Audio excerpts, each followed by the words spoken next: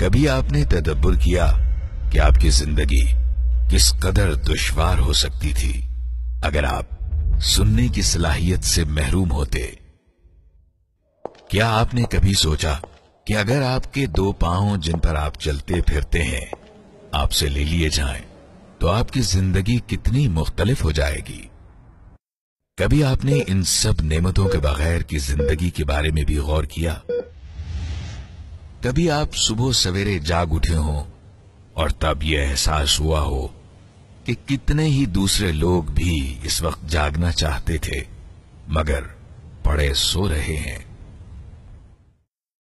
کبھی اللہ کی بہترین نعمتیں کھاتے ہوئے احساس بھی ہوا کہ آج کتنے ہی لوگ بھوک سے پلکتے رہیں گے؟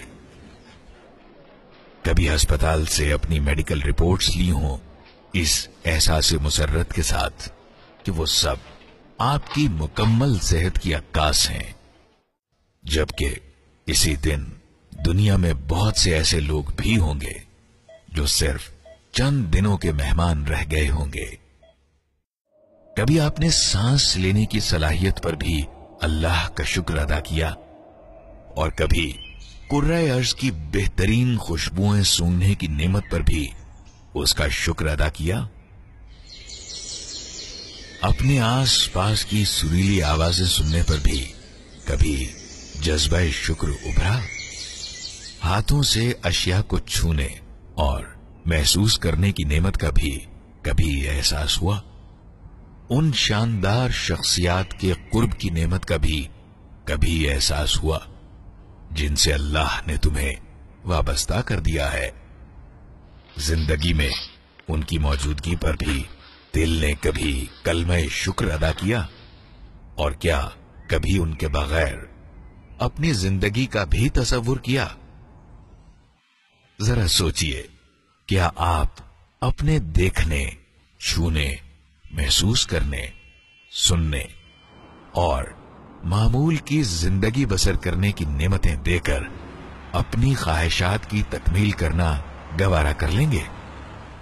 کیا اب بھی زبان پر انہی چیزوں کا شکوہ جاری رہے گا جو آپ کو میسر نہیں، بجائے ان چیزوں کا احساس کرنے کے جو اللہ تعالی نے آپ کو عطا کر رکھی ہیں؟ کیا نہیں معلوم کہ رب کی آپ پر اتنی نعمتیں ہیں کہ آپ صرف انہیں گننے کی بھی صلاحیت نہیں رکھتے؟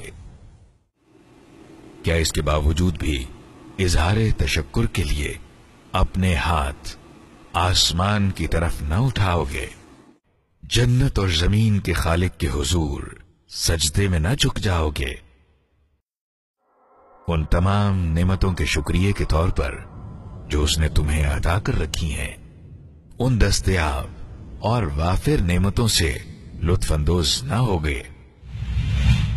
ان کا شکریہ ادا نہ کرو گے؟ فَبِأَيِّ آلَاءِ رَبِّكُمَا تُكَذِّبَانِ؟ پس اے جن و انس، تم اپنے رب کی کن کن نعمتوں کو جھٹلاؤ گے؟